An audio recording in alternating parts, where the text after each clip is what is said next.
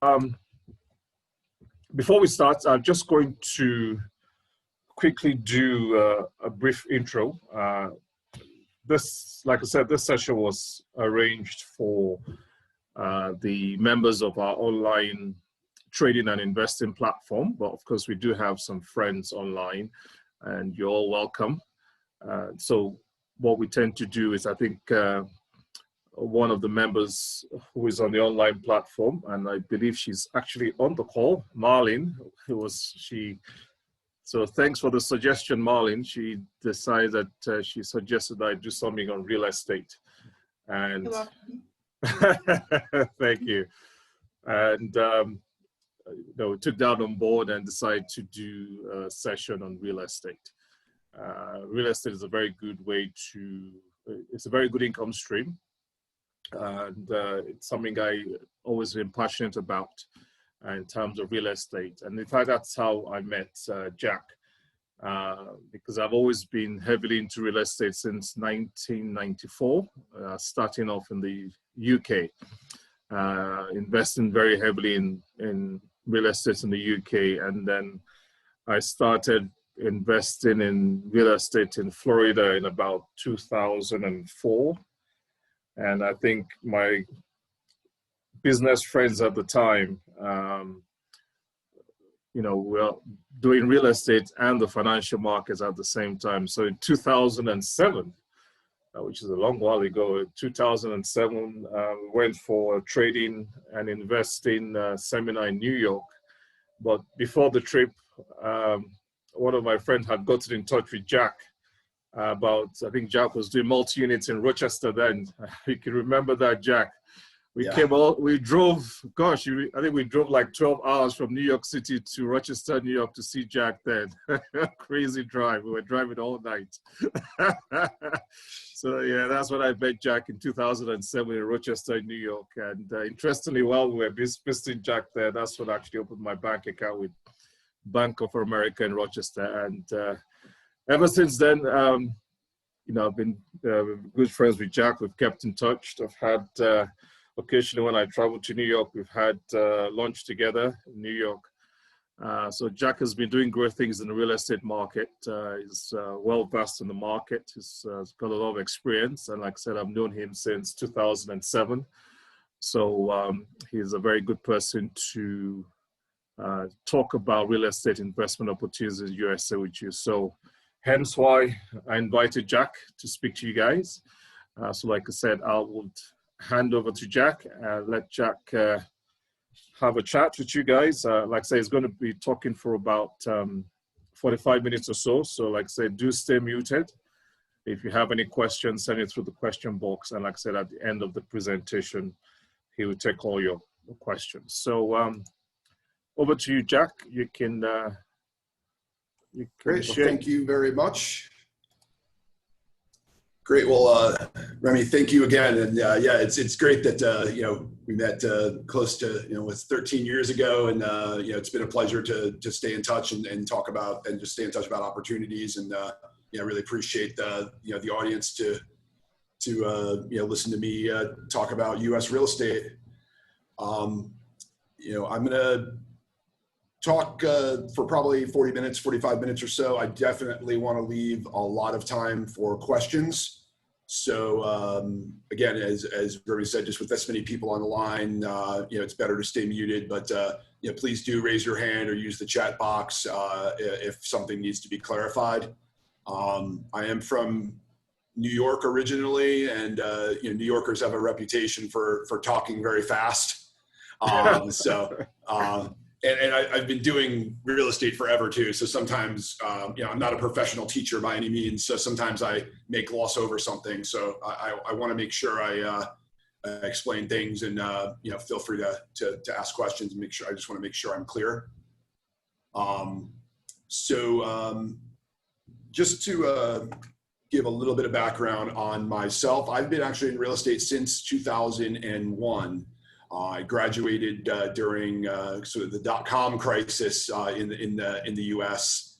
in 2001, and then there wasn't a lot of good IT jobs, so I got into real estate in Rochester, New York, where I went to university.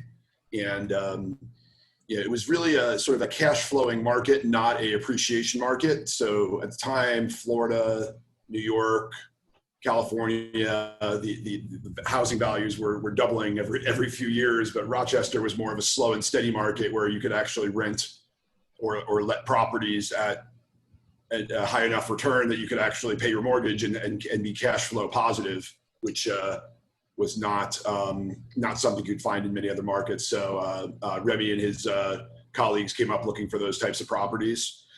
So I've had a fair amount of experience, with different asset classes, working with international investors.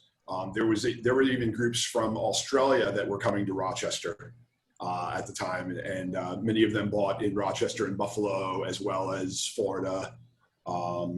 I've seen some very good results. I've also seen some of the challenges, it's really affected how I've advised investors, international investors, now just, having seen some of the problems some of them had as well as the successes. So a little bit about our firm. I'm the principal owner of the firm. And over the last 20 years, I went from doing real estate in Rochester originally and ended up in a private equity fund in New York City. So after the financial crisis, I moved back into New York City itself, and there were hundreds of thousands of distressed loans because of the financial and the mortgage crisis. So I was actually part of a team that was buying portfolios of these distressed loans. And instead of dealing with Wells Fargo or Bank of America, the borrowers were dealing with our company, which was a private fund. And this was actually a really good thing for the borrowers because we bought the loans from the bank, in some cases for pennies on the dollar. So we were able to make a deal with the homeowners that the bank couldn't do. And our goal was to actually keep them in their properties. And in many cases, we were able to reduce or forgive some of their past due payments and help them stay in their property. And we made a profit while we did it. So over the time from 2001 to 2008, I was in Rochester doing real estate. And then the next few years, I was at a private equity fund doing what I described. In 2010, I actually launched my own firm and raised about $2 million of seed capital to buy mortgages myself. And that scaled. In 2015, we merged with a private equity fund and was involved in $2 billion of purchases.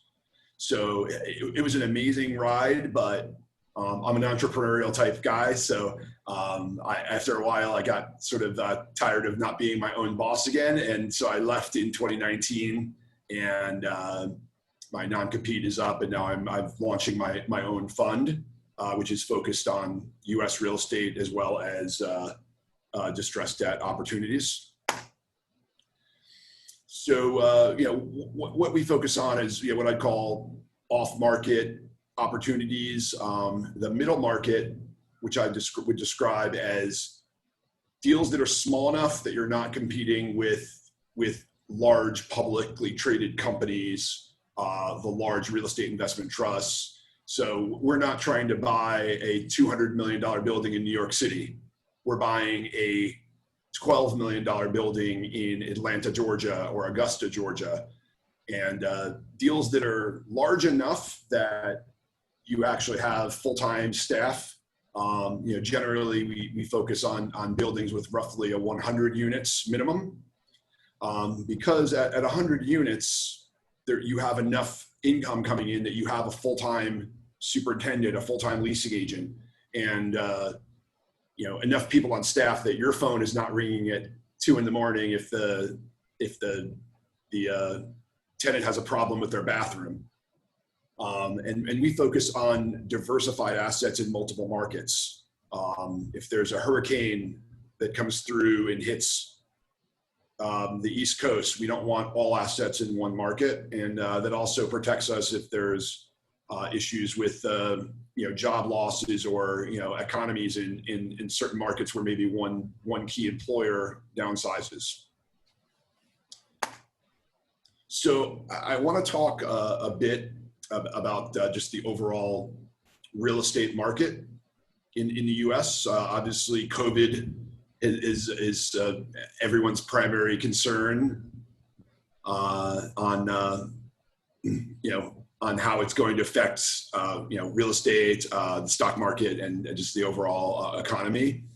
And I'm going to focus mostly on real estate. So the good news is that the housing market, especially the residential housing market, has actually been very, very resilient. Some of that has to do with the federal stimulus. There are some workers who actually were making more money on the unemployment assistance than they might have been in their jobs. That's a rare case, but it was happening. It has caused a higher savings rate as people have gotten a little more just worried about the future economy. There's been a very, very low vacancy rate on both single family and multifamily housing. If you were thinking of selling your house, but you didn't really have to, you don't really want a stranger walking through with a realtor. So you don't want so basically a lot of people are not listing their houses for sale. So there's very, very limited inventory. And that has actually trickled down and really in many ways helped to increase the pricing of housing in many markets. This is especially the case in the suburbs outside of major cities. With COVID, if you were in a 2-bedroom apartment in New York City, you want to buy a 4-bedroom house in New Jersey or Long Island or somewhere within an hour or 2 drive. And the other telecommuting and the other more flexible work style has actually pushed more people to live in the suburbs or secondary cities because you do not have to be in Silicon Valley or New York City. And it'll be interesting to see how much it goes back to the way it used to be once there's a vaccine. I don't think that offices are completely obsolete. I think there's some benefits of being in an office, but I do think that the commuting will be more flexible in the future. Key risks. So the PPP is the code for the Paycheck Protection Program. It is the U.S. government stimulus, which was given to those who were affected by COVID. This included forgivable loans that companies could take out that as long as it was used for payroll, that the money would be forgiven. So that actually was just expiring. They're working on potentially another stimulus package, and with the U.S. election coming up in early November, I do expect there'll probably be one more stimulus because neither side can really say no.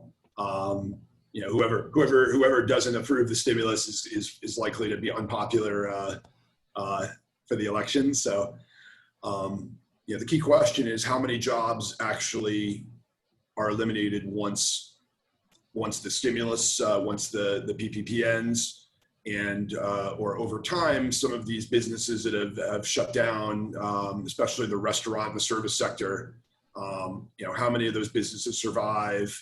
How many people are rehired, or is there a longer term unemployment? If you look at this, if we gave this presentation last week, we almost had a V-shaped recovery in the stock market. We'll see if that was just sort of a dead cat bounce or not. But it's been a rough few days for most in the stock market. So I wish I'd put a graphic together. This would be a good time to have sort of a much flashier PowerPoint presentation and maybe have the stock market all-time high sort of go up in flames. But we keep the PowerPoints pretty simple.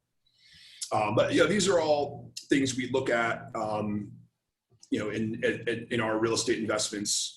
And I won't claim to have all the answers, but since there's a fair amount of traders on the call, I do really prescribe to dollar cost averaging. We don't expect to catch the bottom of a real estate market either, but we try to continually make good value investing acquisitions. And if there is a more major correction or higher unemployment, if we're buying into properties over the course of the next few years, these are properties we plan to generally have for 3 to 10 years in these fund structures. So we make our money on the buy, and none of the risks, at least nationwide, are overly concerning to us. So it's important. We think about the economic cycles, and I've been fortunate, even though it was very painful at the time, to be through a few boom and bust cycles already. I started my career right after the .com bust, and that's what got me into real estate. But we focus on buying and restructuring debt. That's great if you have the option to do it in any cycle. But what tends to happen is when the economy is going up, there's a lot less distressed debt. If someone is having an issue, they can generally sell their building or property and pay off their lender. So we buy and try to rework the loans. The other thing we do is we acquire and we reposition. That can happen in any cycle. It gets a bit more competitive in a booming cycle. So one of the key asset classes, which I'll talk about more in a bit, is multifamily apartment buildings that are more than 100 units is generally what we focus on, and those can be very competitive in booming markets. And this included before COVID in March, extremely competitive. When deals were publicly listed, there'd generally be multiple offers and multiple groups bidding, and the rates of return or cap rate were compressing. For those that are not real estate focused, the cap rate is essentially what the cash on cash return of the property is without factoring in any mortgage debt on it. So if you're buying a building for $1 million and it has a 10% cap rate, theoretically you would make $100,000 per year after paying your operating expenses, your property taxes, your if you have full-time like a superintendent or maintenance person, it factors in your rate of return. It does not count if you borrow 70% or 60% of the money and what your overall cash on cash return is with leverage. So it evens the playing field, because some people buy properties with all cash, some people borrow as much money as possible. And asset classes are key as well. 2008 self-storage, which is a big industry in the US, because people often just do not have enough space in their property for all the stuff they keep. There's even a television show called Hoarders that shows people who just have so much stuff in their house they could barely walk. So here's a few asset classes we focus on. I've talked about multifamily. Self-storage, is known as a somewhat recession-proof investment, because if you look at 2008, self-storage properties went up in value because as people were downsizing their homes, which was unfortunate for them, they needed a place to put their things, because some of them had bought 3,000 square foot houses, and that's generally a 4 or 5 bedroom house. I apologize, I can't convert to square meters very easily, and the U.S. is the one holdout for the metric system. But the point is that self-storage was a very good play in a protective play during the financial crisis of 2008, 2009.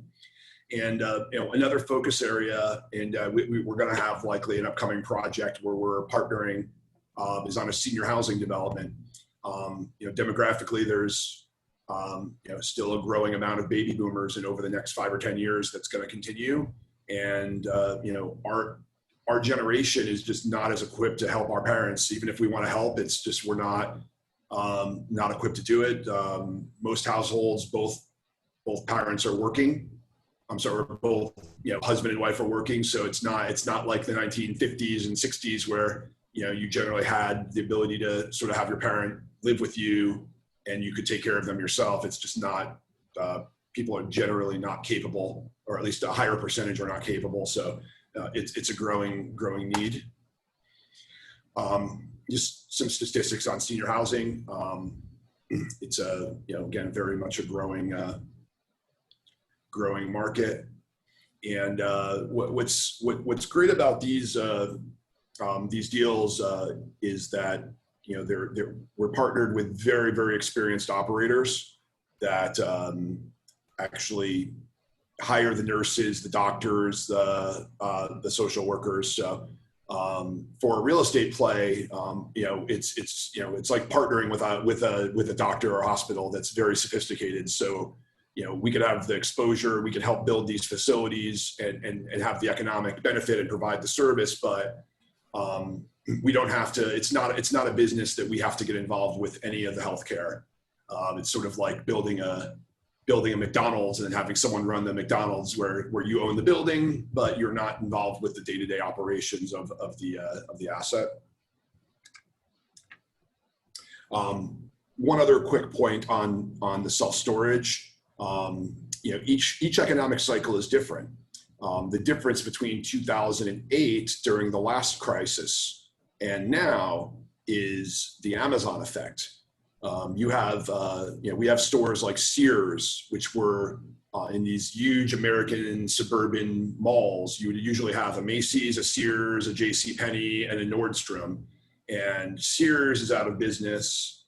JCPenney is on the brink of bankruptcy. Macy's is still kind of doing okay, but you now have a lot more possible large vacant space that may come to market. So one of the risks we see with self-storage is, are there going to be oversupply of other sites that could easily build or convert to self-storage? So that's something we're actually going to be very careful about, because self-storage is great and stable. And once people have their stuff in the storage, they generally don't go to the hassle of moving it. But if you have another facility open down the street, it could very much hurt your growth and eventually lower the pricing you can charge for your tenants. So while it's still an asset class we consider, we're more careful now than we may have been. A few years ago, it was a no-brainer. Now I think you have to do further diligence on storage. And multifamily is the key one. And I'm going to there's a few slides and going to go into a lot more detail on multifamily, because we have actual deals that we're currently involved with that I could talk through. I haven't been following. Remy, are there any questions? Did anyone have their hand up or anything, or was there anything in the chat? No, nothing yet. Nothing yet. Nothing yet. Okay, yeah. Good. I will carry on. Great. So with multifamily, this is really one of our top core strategies right now. Part because of the housing shortage, and because to me it really does combine the best of both worlds: the current cash flow and the upside potential. We categorize multifamily, and this is actually an industry. This is actually industry terms. They're kind of broad terms. There's not an exact science on what becomes an A versus a B, but some rules of thumb. Class A, just like in school, an A plus is the best grade. Class A are the nicest apartments, generally new, often in the best areas of town. And especially in recent years, they have luxury amenities. You may have a nice pool, a gym, laundry service for dry cleaning, and sometimes they have a billiards room or snooker for those in the UK. And that's an area if we could find the right opportunity, we would play in, but generally those also tend to be overpriced or priced at a point where larger institutional investors or real estate investment trusts may buy those types of properties. What we do a lot more of is Class B. These are often built in the 1970s or 1980s. And, they're good, what I'd call middle class or workforce housing. They're nice units. Many of them I wouldn't mind living in myself if I had to. But they're not necessarily high end. And what tends to happen is a lot of these buildings have been owned for 5, 10, 20 years by the owner. And the best types of deals we find are properties that are in good condition, but need updating. The kitchens and the bathrooms are approaching 20 to 25 years old. And while they may be clean, they're just not modern. And we like to buy buildings like that are, mostly occupied, maybe 95% occupied. But then what we'll do is, as each individual unit becomes vacant, when a tenant moves out, we renovate that unit.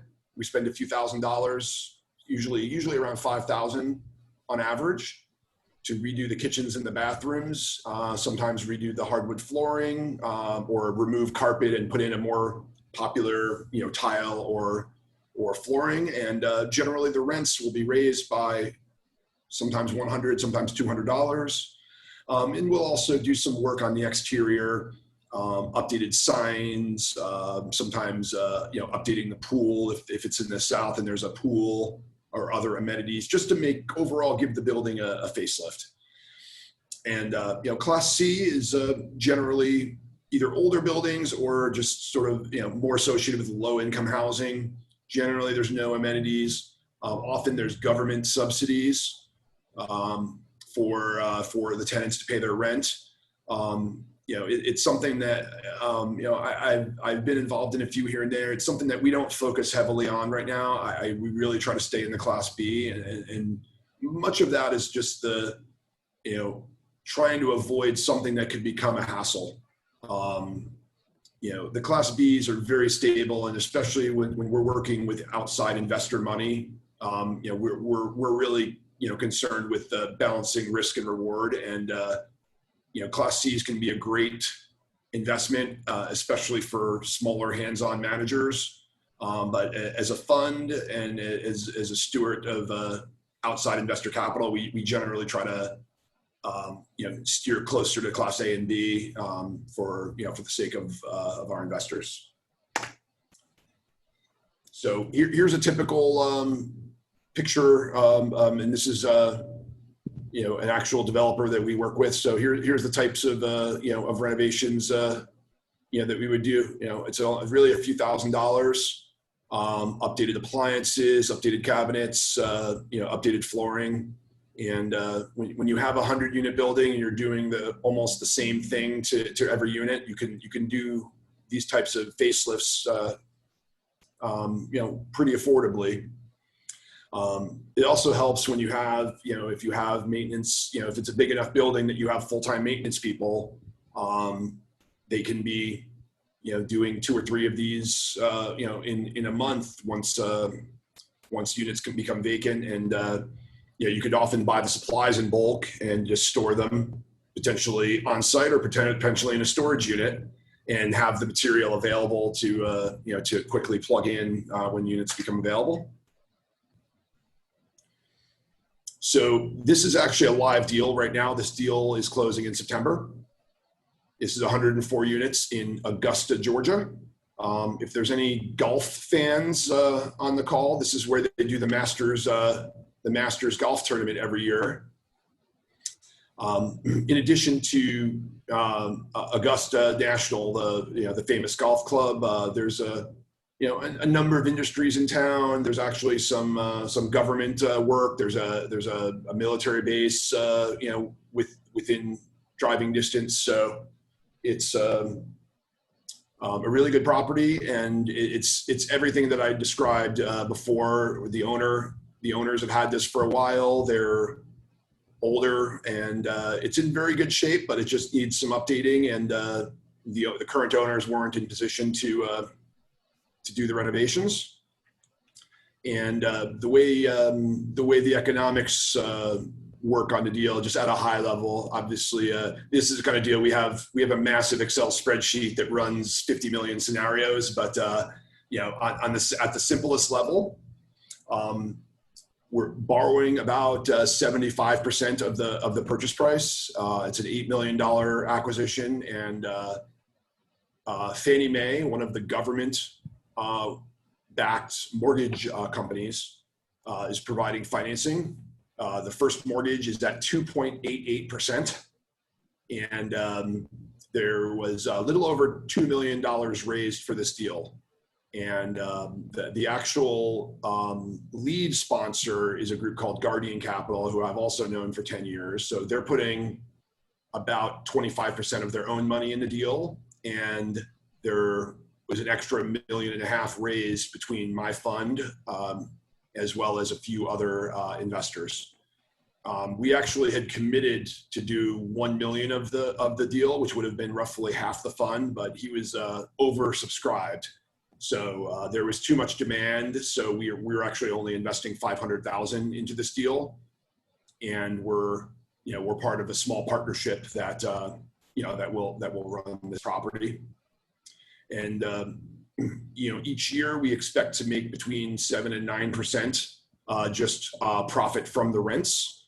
And with the increased value, because the rents are roughly $90 below the current market rents. So as we renovate and improve the units, the rent roll will increase, the profitability of the building will increase, and we do expect to sell it for a significant profit. We ran the scenarios at roughly 5 years. Sometimes if you would have bought a property in 2014, some of the buildings doubled in value in 3 years. So there were some deals that sold much faster, but we go into these, not looking to do a quick flip. We definitely want to increase the revenue and the profits and hold for cash flow, and then eventually sell when it makes sense. This is a second deal that we're involved in. This will close in September as well. And Phoenix, Arizona. It's about an hour plane ride from Los Angeles, so it's on the West Coast. It's in the desert. That's John McCain's area. Oh yeah, that was, yep. Yeah, it's similar weather to Las Vegas. It's gets to be 105 degrees Fahrenheit. What's that, like 33, 35 Celsius? It gets very hot there. But it's a growing city. You get a lot of California retirees. You also now are getting a lot of California people that are just tired of California taxes, and there's a fair amount of issues in California right now. They have a major homeless problem in Los Angeles, same in San Francisco as well, and with all that's going on with sort of the remote working and COVID and a more mobile workforce, we love Phoenix as a long-term opportunity. And we don't go into any of these needing to have appreciation without. When I say appreciation in this context, so we don't go into these just gambling that rents will go up and values will go up just because. Generally we model in the forced appreciation from us renovating the actual apartments and raising the rents to market rate because we have improved the building. But Phoenix is definitely an area that there could be additional upside potential just because of other economic factors. I want to talk. So that's basically what we do. None of it is really. I don't consider much of it exotic or rocket science. It's much of our advantage is just having a network. I have a number of long-term trusted partners that are very good at operating these types of buildings and businesses, and I also have a fair amount of connections at banks and funds that when loans do go bad, I often get the first phone call or one of the early phone calls. So I have the deal flow of the good opportunities. So it's really just marrying those together and just having a reputation and just having a base of investors and a base of real estate operators that can execute on these. So, most of this audience is international, and as I said, I met Remy in 2007, and we had a number of investors that were coming from, the UK, Australia, Canada, New Zealand. We had we had France, you name it. I've had, a number of investors, and, I also studied abroad. I did my master's degree in a joint program with Kellogg, which is Northwestern University in Chicago, and Hong Kong University of Science and Technology. So, between the investors I've personally worked with in the U.S. and just talking with international classmates and investors, I've become pretty well aware of the challenges and the structures that international investors have. One of the major ones is if you don't already have other business interests in the U.S., having to file a U.S. tax return. So here's really the options that that are available. There are REITs available that many of which you can trade online, either on Remy's platform or Interactive Brokers or whatever your brokerage of choice is, and those are potentially great investments, but to me the downside is it's a very retail product. The reason that most companies become a REIT is that they want to lower their cost of capital, so they can then afford to pay lower dividends because once you're a publicly traded company, you may have pension funds or just large institutional investors that are okay making a 5 or 6% return. So they could be a great asset. I may have some of them in my retirement accounts, but it's not anything that I've heavily focused on. There's direct investments that Remy and his partners were looking into that may have done in Florida and looked into in Rochester, and can be great, but it's definitely hands-on. If you're going to try to buy a condo and do Airbnb or manage a local property manager, you're generally a small fish in a big pond, and you don't really have a lot of power over your vendors, your manager, your realtor. So it can work really well, but it's also can have its challenges. Lending, there's actually a very, very good tax product or tax loophole called the portfolio interest exemption that allows international investors to lend tax-free into the U.S. It does not require filing a U.S. tax return. And depending on where your home jurisdiction is, you may not have to pay tax on interest income earned, in your home country. So I don't know the specifics, and I can't give tax advice, but in some cases it's actually easier to structure a deal as a bridge loan or as a loan where you're the actual mortgage holder and you're secured by the property and you receive a fixed return without having actual equity ownership. So there are situations we've structured deals at a 10% return, and it was a reasonable, pretty close to what the equity return might have been. Maybe we might make 15% if things go really well, but you could actually make a guarantee. When I don't want to say the word guarantee, but you're first out at a 10% return. Where if things go sideways or are challenged, the first money out is your money, and you make a little less return, but you're in a better position. And the last thing is structuring it into a private fund. This gives you the benefits of being an equity investor to access the higher returns as part of a larger group of investors.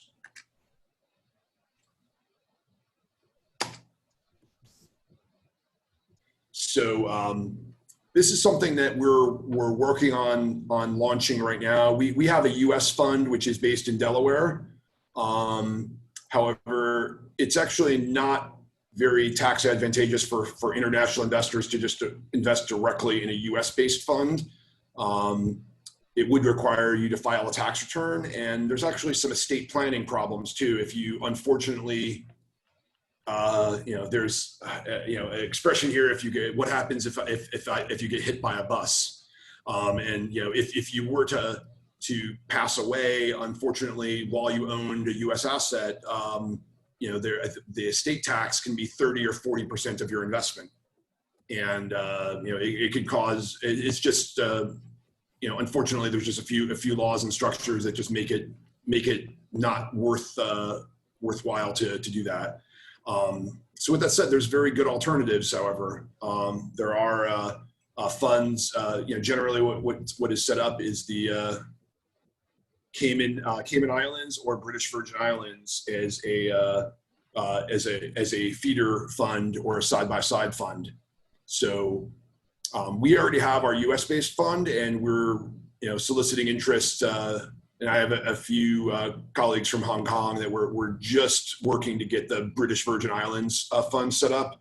My Hong Kong investors like the British Virgin Islands, I guess, just because Hong Kong, was a British colony for so many years. So it's really no different than Cayman Islands. They're just a tax-free jurisdiction that is very just generally used to feed funds into the U.S.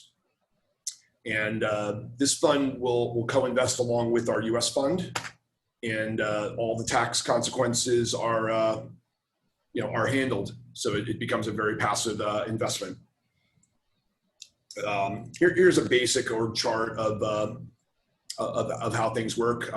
We have the current fund. In the middle is the fund that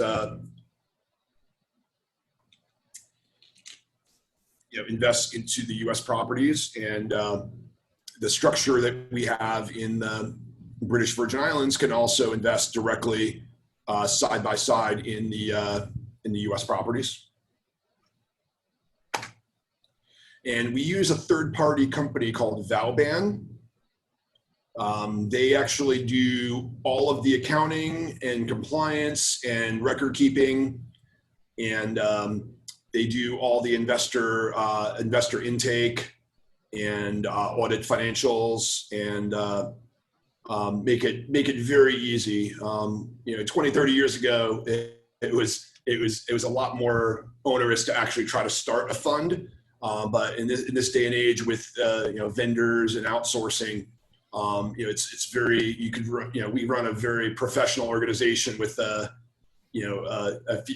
few team members and a lot of good partners and vendors. This is a screenshot of their investor portal. So as assets are purchased, they track the value of the properties, the cash distributions, and pay out the quarterly returns, and they do a really good job. I want to go back. I did miss. I think I skipped one slide here.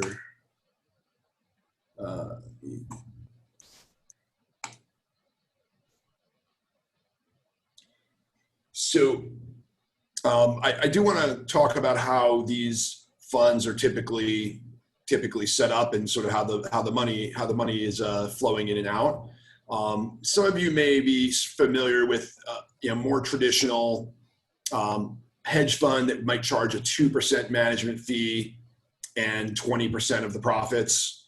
That was long the traditional way for equities or stock-based items, because you're generally sitting in an office on a computer pressing buttons. These deals and real estate deals are generally more of a 70%, 30% model, where the sponsor or the co-sponsor, in our case, puts 5 to 10% of their money into the deal. And then once all investors have their money returned to them, then the profits from there are split 70-30. And typically, the investors are also paid a preferred return. So generally, it's either 6 or 8% paid annually on their unreturned capital. So if an investor put in $100,000, they would make $8,000 a year on their investments until it's returned. And then they would receive, once the money was returned, the profits are split 70-30. And that's pretty traditional in the real estate partnership model. Some deals will go to 50-50 if certain return hurdles are hit. So if it's a really, really good project and it's doing a 25% return, then in those cases, in some cases, the profit goes on the first 15 to 20%, it's 70-30. And then if they exceed a certain return, it then goes to 50-50. So with that, well, 45, I think I'm 45 minutes in exactly for once the timing was pretty reasonable. I'd love to. You still have one slide where you said how they can invest with JK. That one, yeah. Okay, great, yeah, and this is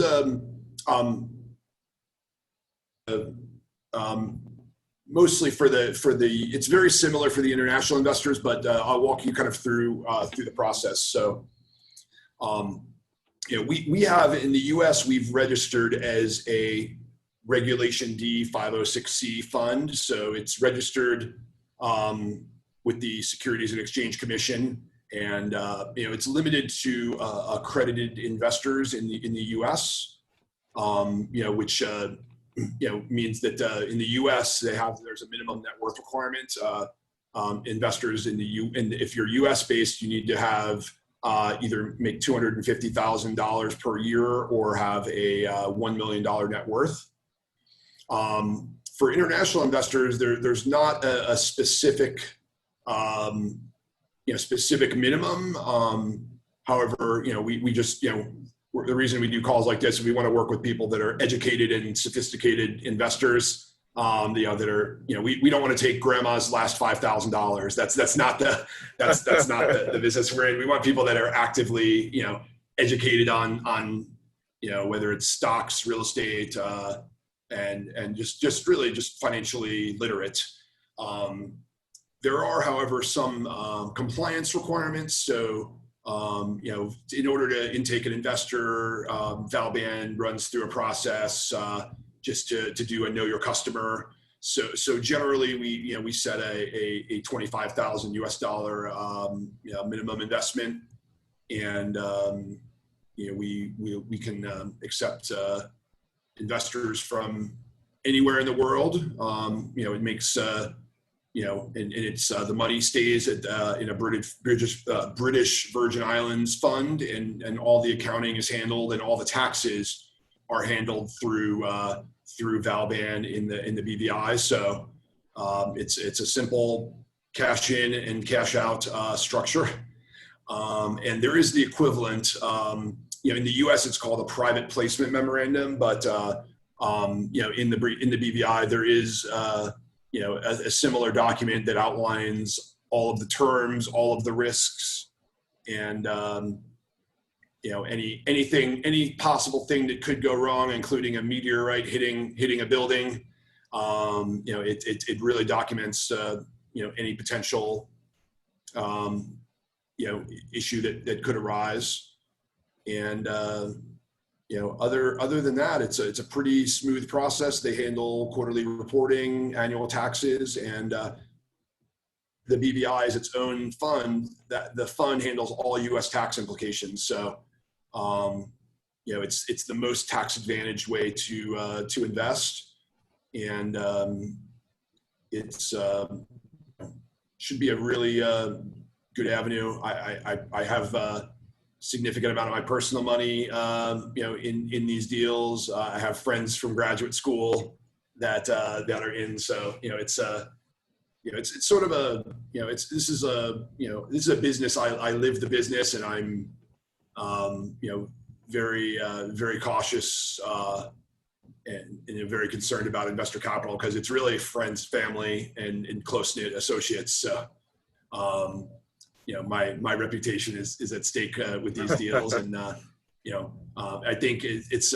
there's a cliche that sometimes it's easier to do a $10 million deal than a $100,000 deal. And I think that's sort of the one of the key lessons I've learned over the last 10 or 15 years is, I'd rather be in a 150 unit building than a 10 unit building, just because it's big enough that you have economies of scale and you have professional vendors. You always hear, stories about trying to get a general contractor, to fix, a 1 unit property, and just trying to get contractors to show up on time and finish the project, on budget. It's difficult when you're a small fish, but when you have 150, 200 units, you have buying power. So I think it's safer to do a bigger deal as part of a professional organization than to try to go it on your own and buy a 1 unit, one condo unit somewhere. And both could work out well, but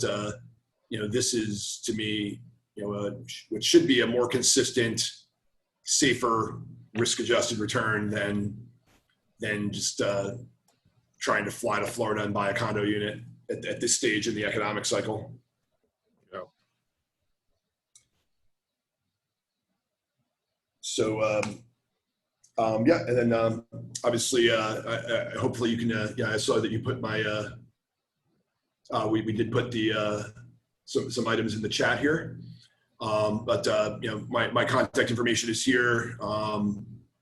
Again, there's never a hard sell with me. I'm very happy to answer questions, and I kind of look at this as a consultant or wealth management type approach. I'm happy to talk to people about their individual situation and individual tax situation and financial goals and other real estate interests they may have, and we can, generally I like to work together. I don't want to take someone's money or work with someone that it's not a fit for. Because the one of the items on these deals is sometimes you're in for 5 to 7 years. It's like, we're partners. This is not buying a REIT that you day trade. If we're working together on something, you're stuck with me for a while. So, I want to make sure it's appropriate and that the deals are, that it meets your long-term financial goals. Brilliant. Thank you very much, Jack. That's wonderful. If you have any questions, you can either raise your hands or send your questions through the chat box. And like I said, we've got Jack here. So take the opportunity to ask any questions you have regarding the presentation or real estate in the US in general. So like I said, if you have any questions, you can either raise your hands or send your question through the chat box. There's a question here, Jack. What's PII? I don't know what that is myself. What's PII? We had PPP on one of the slides. That was the Paycheck Protection Program. Oh, Marlene, you can speak. Go ahead. Yeah, you can answer it. So you were talking about foreign investors and making relation to tax implications. And you mentioned something about the portfolio interest investment.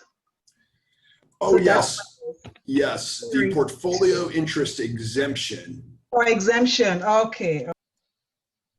And there's an article. Esteban actually put the article in the chat. Or put a link in the chat to where it's referenced on the website. And there's actually a link to the IRS, Internal Revenue Service, the U.S. Tax Authority, on the website.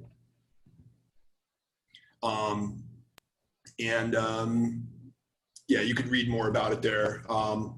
But yeah, essentially, if you become the bank and you're a mortgage, you're basically providing a private loan secured by the property. So, and in that case, the loan, at least from U.S. purposes, is tax free. Depending on where you're based, many countries do not tax interest income on foreign earned interest income. So in a perfect world, it's completely tax-free, but I can't speak to what the European Union or you know, the UK. I don't know each individual tax rules. I know that for many people it is completely tax-free. How about Canada? I don't know for sure, and you know, hesitate to to give it. And it looks like Andy had a question on what is the minimum time horizon investment period. You know, generally for equity investments where you're getting a percentage of the profits, it's probably going to be roughly 5 to 7 years. The minimum is probably 3 years if. And that's generally, you know, opportunistic exits. I will say this though, most of the time you actually have your principal back within 3 years, 3 to 4 years. So, you know, in a fund like this, you're going to have, we may have 10 to 15 different investments. And of those investments, some of them are going to sell in 3 years. Some of them may sell in 5 years. So, overall, you're going to have most of your money back within 3 to 4 years. And then at that point, it's really waiting on just liquidating the remaining profits. So, so it's not like you have all your money out and then you don't get anything for 7 years. You're getting your preferred return while your money is in the process of being returned. Once you've received your money back, then you're just getting your share of the profits. And we are working on through the debt and through potentially a second share class. We should have options that we're working on options that may have more of a 1 to 2 year hold period. But those would be much more debt based where you just get a fixed return and not that 70-30 profit split where you're, you know, most of the deals we're in that scenario are making 15% plus annualized returns. But you know, that higher return comes from the profit, you know, the participating in the actual profits of the buildings. And in exchange for that, you don't have the immediate liquidity to be able to guarantee that your money is all going to be returned in 1 year or 2 years. You kind of need to be along for the ride. You can bring up your contact details again on the slide. Any more questions? Any questions? Like I say, if you have any questions, do raise your hands or send your question through the question box. And alternatively, those are Jack's contact details. So you can contact Jack if you have more questions or you want to discuss your personal investment goals with him. Like I said, I have no idea about real estate in the US. I have in Rwanda, so make sure you ask Jack now, don't ask me the questions afterward. Yes, you get the recording and the presentation afterwards. There's a question here, Jack. It says, is this for experienced investors and what's the minimum investment levels? Sure. So you don't need to have real estate experience, you know, for this, but I would say, yeah, it's for what I would consider, you know, savvy investors. You know, I used that example before as like, I don't want to take grandma's last $5,000. I want someone who's, you know, kind of has a risk tolerance and is doing, you know, investing in alternative type assets, is you know, financially educated and literate, and you know, and where it's a portion, you know, an adequate portion of their overall income. So, you know, if you're someone who has, you know, a significant stock portfolio and or, you know, in real estate in a different country and you're looking for an allocation, those are the types of investors we'd love to work with. And, you know, I'm not an economist on currency fluctuations, but, you know, I know a lot of investors do want US dollar exposure.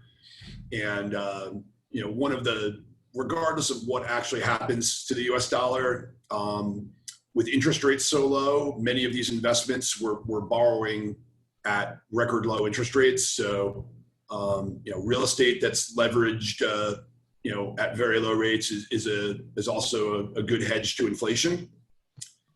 So, if the U.S. dollar does decline or inflation increases, the cost of rent's going to increase, then the value of the buildings will increase as well. So I think it's at least with my own money, I feel like it's and I have, pretty much every, other than a little bit of gold and silver ETFs. I mean, I'm all US dollar. So for me, I'm always looking for ways to hedge and make sure that, the buying power of my investments are, going to maintain themselves as the US keeps printing money. The second part of that question was, what's the minimum investment levels? Oh, yes.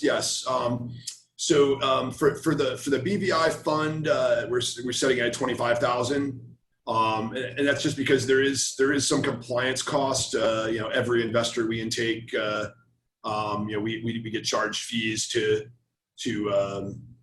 both onboard the investor and then to handle the annual accounting and financial statements and the annual reporting of the income expenses. So. Generally it's 25,000, on the earnings, for the portfolio interest exemption. Those are scenarios that there could be some case by case, but yeah, generally it's going to be roughly 25, for most scenarios. Marlene, do you have a question? Your hand is up. Yes, I do. Go ahead. So Jack, someone who might be interested in not necessarily, let's say, partnering with JKAM, but is new to the real estate market and would like to invest in probably flip and flop properties or probably a rental property, starting off with one and then continuing. What recommendations would you give, or what advice would you give along those lines? Sure. So I guess, do you have, you got to find a market that you have a team that you can trust. So, if you have local contacts somewhere already, you generally, you got to have boots on the ground. The house flipping market's also gotten, pretty saturated and competitive in major markets. And part of that is also publicly traded companies like Starwood Waypoint, Colony Capital, Blackstone. After the financial crisis, they bought tens of thousands of single family houses in markets like Atlanta, Memphis, Dallas. So, 20 years ago, flipping houses was sort of a mom and pop business. And, now, there's still opportunities for mom and pop, but it's gotten, in some cases you're competing with larger firms or groups that do hundreds of houses a year. So, if you have certain contacts, friends, family, people in a market, certainly just dive in and get to know the market. There's good forums like Bigger Pockets that are, just great. There's tons. There's groups and investor chats for almost every major market. So research and a lot of free information you can find on Bigger Pockets. And I think smaller and cheaper is definitely not always better. One of the lessons learned early, for the people that came to Rochester when I was getting started is there were houses in Rochester you could buy for $15,000. But there was a reason that those houses were worth $15,000 and other houses were worth $50,000 or $100,000. I mean, those were, the cheapest of the houses were generally in the harder neighborhoods, with a lot more crime, a lot more vandalism. If those houses, if they go vacant, often the house would get broken into and they would steal all the copper piping and turn it in for scrap metal and make a few $100. And at that point, it's going to cost you $1,000 or $2,000 to fix to repipe the house. So, be careful, but again, I don't mean to be negative or try to dissuade you either. I think it's just kind of the rules of thumb of just kind of hustle. You know, you gotta find a market, find a good group of people that you've trusted to keep an eye on the property, and you know, once you know the market and you know kind of where the deal flow is, you know, hope jump in on a deal that's going to make a profit. Oh, Thank you. thanks, Martin. Jack, there's a comment in the chat box. You can probably respond to that for everyone. It was talking about getting in touch with you independently. Oh, please do. Yes, I have my contact information on the you know, up on the screen right now. If you're just calling in on a phone and you can't see the presentation, you know, we can put it in the chat and make sure it's emailed out to everyone. But yeah, please feel free to email. You know, I'm on and off the phone a lot today, so it's probably better to either email or schedule a time on my calendar, which on my email signature there's a Calendly link. So we'll make sure that goes into the chat as well, and I'm happy to schedule you know, time to chat with you know, talk real estate, talk about your personal situation, and yeah. I'm going to send everyone the handout anyway, with your contact details. Great, yeah, and so I'm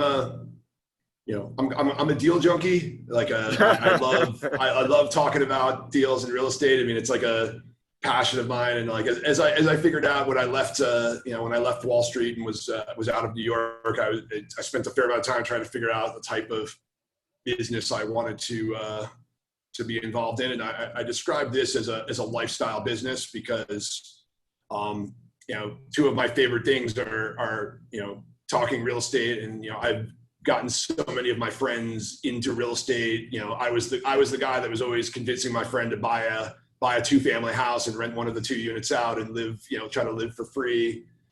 And, you know, after the financial crisis, I was the one, you know, helping people get into investing in distressed debt. And so it's fun for me. It's a passion. And now on the other side of it, I really enjoy bringing equity to these deals. So that 104 unit, you know, I've known Brian for 10 years. I've seen the work he's done on multiple projects, and it's fun to be able to participate. You know, every day there's a new opportunity, and you know, we pass on way more deals than we actually invest in. But you know, it's every couple of days there's a new interesting one to dive into and look at and decide if it's a good fit or not. And you know, we've learned so much about so many of the key markets, which is generally the southeastern U.S., where, you know, this one was in Augusta, Georgia, and then Texas, and then the Southwest. So it's sort of the coasts, and you know, it's sort of like a smile, kind of both coasts, but we don't usually go much further north than Virginia, unless it's a special case, just because the property taxes in New York, New Jersey, and as well as some of the, you know, between the property taxes, zoning laws, generally tenant-friendly rules, you know, we've just tended to shy away from those areas for at least for the multifamily. I've got some questions here, Jack. It's sent through the private chat, so it's not, unfortunately, it's not in the general chat. It says regarding the 25K. When you said 25,000, that's dollars, not pounds, obviously. It's dollars. Yeah, all U.S. dollars. Yeah, so you're saying regarding $25,000, what investment does this relate to? And also, is the return about 10% and tax-free?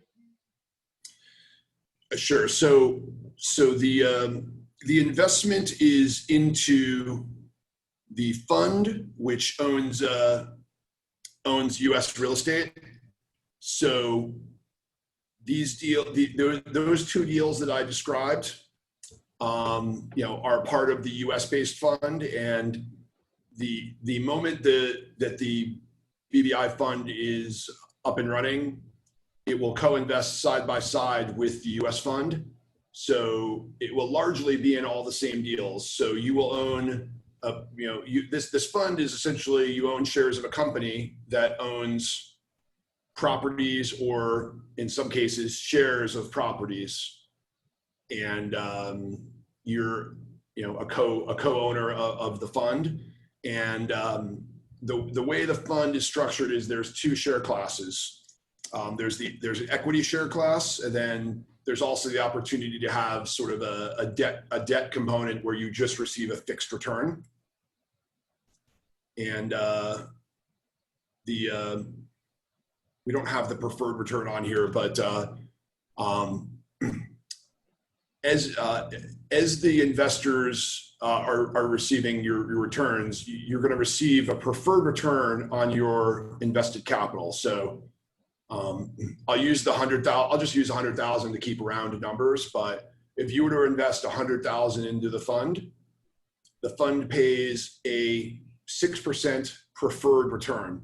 So you're receiving interest on your money while it's outstanding. And then the fund is paying back your $100,000 on our quarterly disbursements as rents come in, as if a building is sold, capital's being returned. So if in 2 years you only have 50,000 remaining that wasn't already returned to you, then you're still receiving your preferred return of 6% on that amount. And then once you've had your entire 100,000 returned, then our fund actually starts getting paid. We don't make any profits share until the investors have 100% of their. And we do co-invest our own money. So on this chart here, in addition to the money that we would put in on the general partner side, I often will also co-invest my own money into the deal on the blue side as a limited partner as well. It depends on the demand for each deal, but I have my money alongside the investor's money as well. This is purposely kept, try to keep it relatively simple, but if for anyone that did have interest in investing, I can assure you that the actual documents on the actual fund are outlining things in excruciating detail. It's similar to maybe a prospectus you would have gotten if you had a mutual fund or any other equity investment. You're going to get a 30 or 50 page document of every scenario, all the risks, all the things that could go wrong.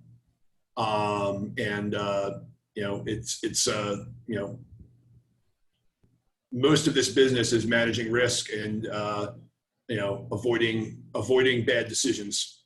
And we do our best to vet both the properties and the property managers and sponsors that we work with to try to make this as safe as possible of an investment. And compared to the stock market and compared to I think compared to trying to do it yourself, especially if you're starting from the beginning and trying to just pick a market and try to buy real estate yourself, I think this is a good alternative for a portion of your investment capital. I think it's a good balance to whatever other strategies you may have, including equities, forex, maybe buying other properties in other cities, whether it's your home city or a vacation home in Bali, or which I'm not endorsing. I don't know much about, other than I'd love to visit. I don't know much about Bali or any other vacation areas. But with the $25,000, that was to invest in the fund. It will still be done by the BVI and it will be tax free, the returns they get. Oh yes, that's the question. So yes, I'll use the term tax free loosely. The BV, you will have no U.S. tax concerns or issues. The money that flows, the money that flows out of the fund is tax free to. You don't have to worry about any U.S. tax filings. Now, if your home country has, issues with money earned abroad, which I think most of them don't. I think the U.S. is one of only 2 or 3 countries that taxes its citizens on worldwide income. So, I think for the most part, most of the investors that would be in the BVI would be tax-free. But again, I'm not, I can't speak for every jurisdiction and I'm not a CPA myself. But what you're saying is basically the returns they get out of the U.S. is tax-free. So coming out of the U.S. is tax-free. Yes, any tax implications are handled by the BVI fund, which is essentially its own company. So any filings that would need to happen, like we do as the manager of the fund, as investors in the fund, they're not. No one's responsible for any taxes. They get the return on their capital, and we send a wire, or a direct deposit. Actually, Valban, the fund administrator, handles all the accounting and sends out the statements and sends out the quarterly reporting. There's a question in the chat box there for you, Jack, about the real estate. Is it a mix of residential, commercial, or is it just residential? So right now, for the fund that the U.S. fund right now, the live deals in the fund are multifamily residential. The fund itself, the way the documents are written, does give a pretty broad discretion for the types of opportunities. But the Class B multifamily is going to be a pillar of the strategy. That's something that there's a need for. The demographics, more people moving out of cities, because of COVID, wanting and being more flexible for work, just by nature of buying right, that if with the right properties, that strategy works in every market. With the distressed debt background that I have, it's something that we're not planning on buying a lot of retail right now, given COVID, but for the right price, I would 100% buy a deeply discounted mortgage against a failing retail building. So you prefer the residential to the commercial? At this point? I generally do. It's not to say that there won't be some opportunities, but most of my time has been more residential focused, both on sort of large scale buying of single family houses and buying the mortgages against single family houses, to the multifamily side, and the senior housing side. So if I had to guess, probably 80% of the fund will continue to be residential focused, and the 20% could be just opportunistic deals. Would you class this senior housing as residential too, since they will be having a lot of medical assistance with them? Yes, absolutely. So it will still be classed as residential? I still consider that residential. Yeah. Okay. People need a place to live. And the senior housing, actually, thanks for reminding me, just that thought just reminded me of that. There's usually 3 components to senior housing. There's the, assisted, there's the modified assisted living, where, the seniors, they're in their own apartment, they still cook and clean for themselves, but they just have some extra services available. Maybe a bus to drive them to doctor's appointments, but they're largely independent living. And then there's a memory care section for the seniors that are starting to need more help, but are still able to function on their own and live, but they need someone to check in on them more. And then the final section is the true nursing home, if you will, where they need to be monitored multiple times a day. They may need help. They need to be cooked. They need to be cooked. they may need help bathing, and that's like sort of the third. So often these facilities have 2 or 3 of the different sections that have different levels of service, and often the seniors will actually progress through each of them as they move through their time there, where they start fully independent, and then as they need more help, they move into a different different section. Any more questions?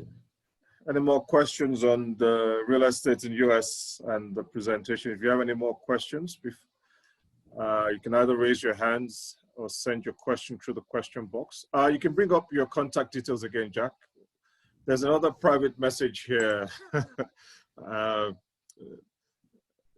It says here, what is the worst case scenario for an investor in this real estate investment? So, the worst case scenario is that a building become unprofitable. You make a bad purchase, and the value of the building ends up being worth less than the initial purchase price. It's one of the reasons we don't do, I mentioned we don't do Class C very often, is those are the types of buildings that could potentially have more challenges, have sort of a group of bad tenants moves in, and then it scares away the other tenants. So those are the types of headaches we try to avoid. There is on the Class B multifamily, which is sort of the one of the pillars of the strategy. It's very. I have a hard time imagining a scenario where when you have a $10 million building where where it goes to zero. It's like I can't even imagine like those types of scenarios. Could it underperform a few percent? Maybe rents are just down in a market, or like a certain building, an employer, like Evanston, Indiana, Caterpillar a few years ago, where in 2008 laid off a lot of their employees. So if you have a specific building that was in an area where there was like a key job company that created jobs there, there's certainly challenges that could happen on one building. But part of the reason we structure the fund the way we do is we actually have multiple buildings in multiple regions. So theoretically, if there's challenges on one or two of the buildings, the other groups of buildings will make up for it. We're not doing a ton of construction, but certain projects, certain senior housing deals will have construction. Where we're actually we have a project that we will only get involved in a project when it's when I call it shovel ready. So we're not going in at a stage where you need to buy land and get approvals. We would only come into a project if construction could start almost immediately. But anytime you have construction where you're involved as a partner in a project, there's always a chance for unforeseen cost overruns or potentially delays. It's usually more time delay and maybe over budget or just slight underperformance than something catastrophic. If you had a hurricane or a fire, there's insurance for that. So in those situations, there's generally not going to be a loss of capital. In some cases, the insurance actually covers loss of rent too. So it's probably a neutral. It'd be a tragic event, but not an event that would cause. So it's a great question, and I try to again I hate to sound overly optimistic, and their deals definitely do have risk, but I think we've really set out, and since I have my personal money in these deals as well, we really set out to try to pick quality deals that have good risk adjusted returns, but not too risky. You could try to make 30 and 40% returns with real estate, but we're shooting for mid-teens, which is like a good balance of better than market returns and without undue risk. Oh, brilliant. Any more questions? If you have any more questions, you could do raise your hand or send your question through the question box. Like Jack said, if you want to digest all he said to you and then contact him later, feel free to do so. Again, you don't need to contact me. You can just contact Jack directly. He's happy for you to contact him directly. You've got his contact details there. And I'll also be sending out the handout to everyone. So I think when you all registered, we have your email. So I'll just send an email to everyone who registered tomorrow morning. And like I say, yeah, if you want to contact Jack directly, feel free to do so. He's happy for you to do that, and I'm happy for you to do that. You don't need to go through me or contact me. So any more questions, comments before we all go for the weekend? Let me just have a quick look, make sure no one's hand is up. Yeah. One other note is we do also have a survey on the website. Yeah, if we're gonna do you want to bring this website up? Bring the website up. So you could show them on the website. Here's the.